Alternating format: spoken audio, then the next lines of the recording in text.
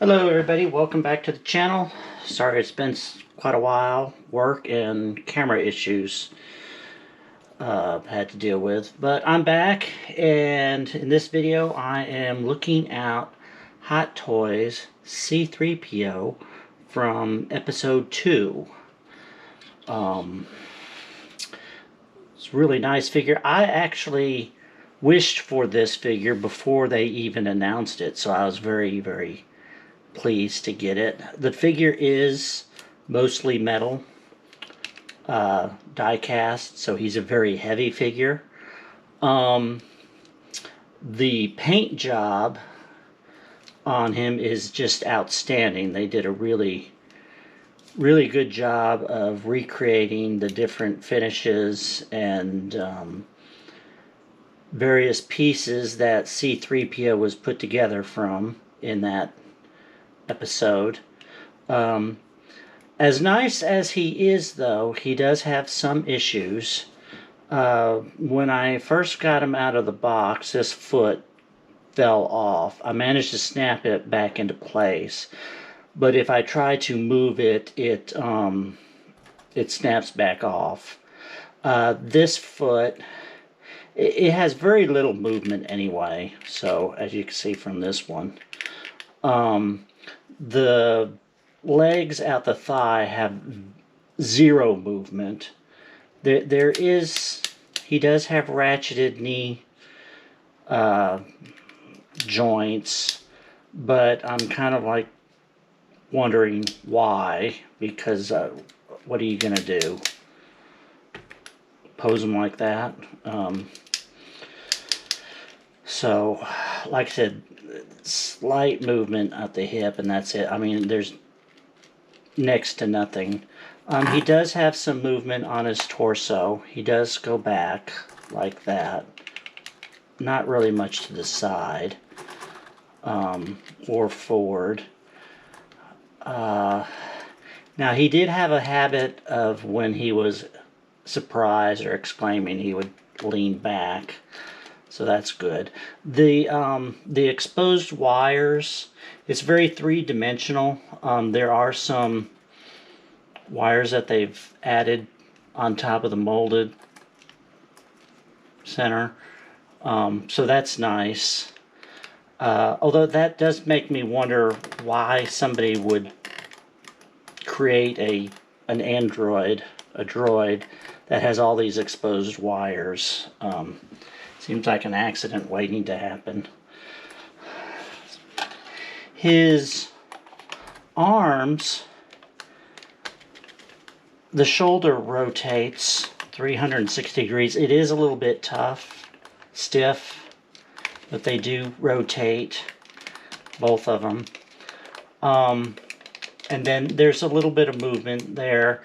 These pistons tend to be stiff, and this one is supposed to slide up and down, but I sometimes I have to help it along.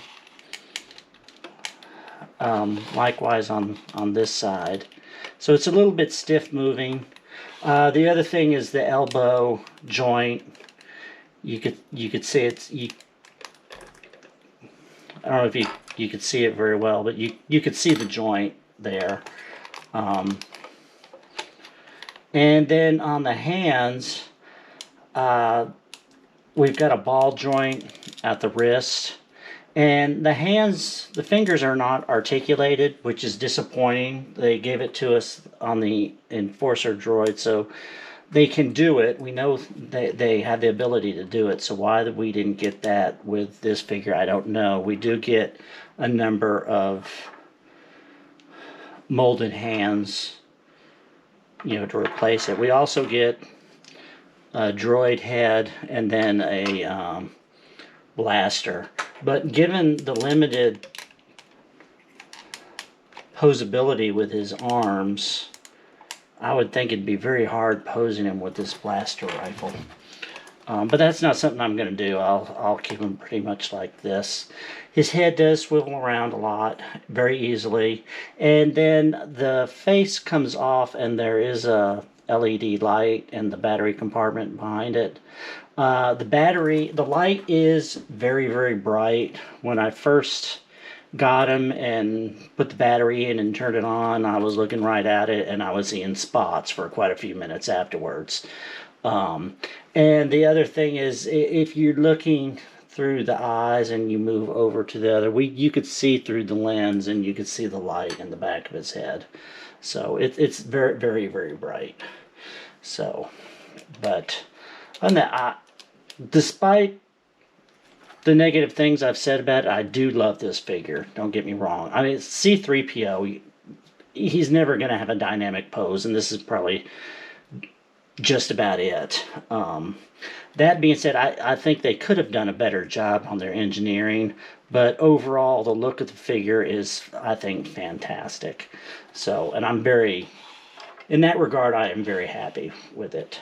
Here you can see him on the back. The one thing I would say about the metal body, I don't know if that was a plus or not.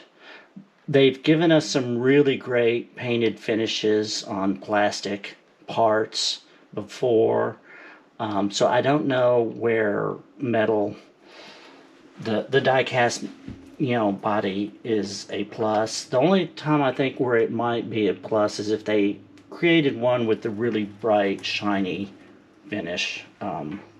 You'd probably get a better finish like that on a actual metal body. But anyway, it's still a great figure. I love it. So there it is. And I thought, while I'm looking at it, I would compare it to Sideshow Collectibles C3PO, which came out quite a few years ago. This figure gets a lot of flack, mainly I think because it's plastic. Although I think the finish on it looks pretty good, and I mean, unless you're picking it up, how would you really know? He's got a little bit more movement on his feet. He does have the knees that move. He has a little bit more on his hip. A little bit. Now his torso, this is all one piece that was molded to reveal, so, but that's okay. His arms also move a little bit easier. The pistons work really well. The elbow joint isn't as exposed as it is on here. And on each of his fingers is fully articulated, so you can pose him how you like. So he's very, very posable compared to this guy. And then the other thing is, to turn the lights on his eyes, you just tap the back of him here. And the only drawback is his batteries are in his neck, and his head is attached to the neck and swivels around, so you got to make sure when you're grabbing the neck to pull it out to change the batteries that you don't end up accidentally pulling the head off of the neck.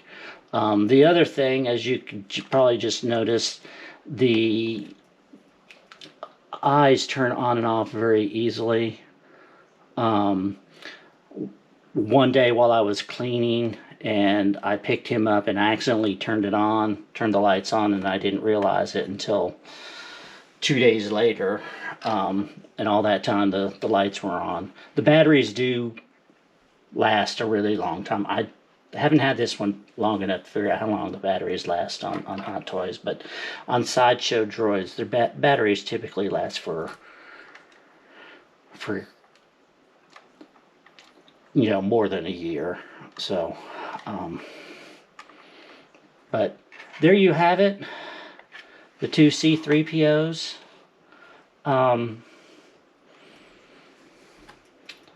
I don't know, I can't say which one's better than the other. I like them both.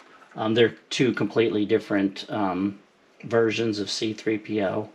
But I would love to hear what your opinions are of him. And there you have it. C3PO. Thanks for watching.